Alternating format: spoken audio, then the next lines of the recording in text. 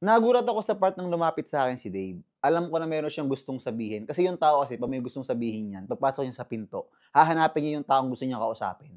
So, sa'kin muna siya tumingin. Tapos yung mata niya hindi siya makatingin sa'yo ng diretso.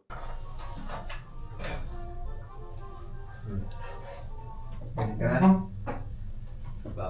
Dapat check ka na ba ng CCTV sa mga nangyari kagabi? Check mo isa-isa ngayon. Forward, fast forward mo lahat ng camera. Bakit mo sinanti ng iPhone? Kulit. Gawa?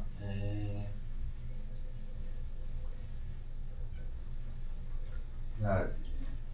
Pansin ko kasi wala siyang ano. Walang. Ayos na. Pero sinabi niya sa'yo, direct na bilang mo siya ng iPhone o hindi? Hindi naman. Sumapag Puro binilhan. Wala lang. Nangligaw ka kayo rin? Hindi. Ano lang yan, parang kapatid lang tingin ko sa ano nga. Alam ko na meron siyang gustong sabihin sa'kin, pero hinahayaan ko lang siya. Pero dapat matutukan mo lang ng pera mo.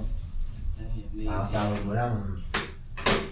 Gumastos ka kagad sa walang kwentang bagay. Gusto unahin mo sarili mo.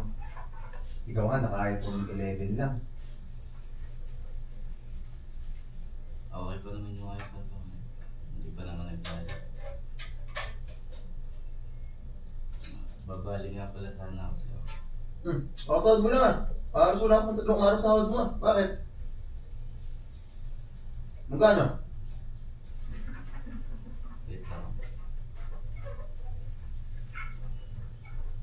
Search ko lang kung magkano bibili ko. Ay, bili mo. Apple Watch. Oh, Para kay... okay yan.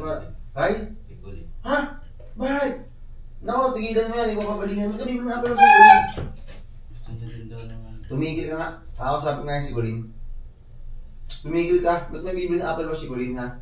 Grabe, Dave. Baliw ka na yata kay Colin. Nag-a-advance ka ng sahod mo para sa Apple Watch? Huwag mong gagawin yan. Una sa lahat, hindi mo girlfriend si Colin, hindi mo siya kaano-ano, or what, huwag mong gawin yan. Dave, mali na yung ginagawa mo. Alam ko nagpapakadon romantiko ka, pero hindi ganun yung pagkakadon romantiko ngayon.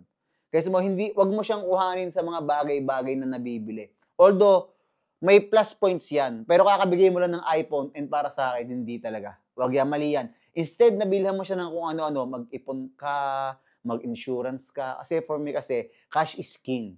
It's not what you earn, it's what you save. Gusto niya din daw ng Apple Watch. Tumigil ka. Ito ba yung bago? Series 10? Dave, mali na yung ginagawa mo. Hindi na ito supportahin yan. Katangahan na yan. Nakabigyan mo na ng iPhone, may gusto agad na Apple Watch. Ano ba naman yan? Gusto magpasalamat, may kasunod agad. Tigilan mo yan, ha? Hindi ka babalihan. Huwag mo ibigay. Huwag mo ibigay. Kakausapin nga si Colin. Patagisin na ba si Colin? Hindi pa.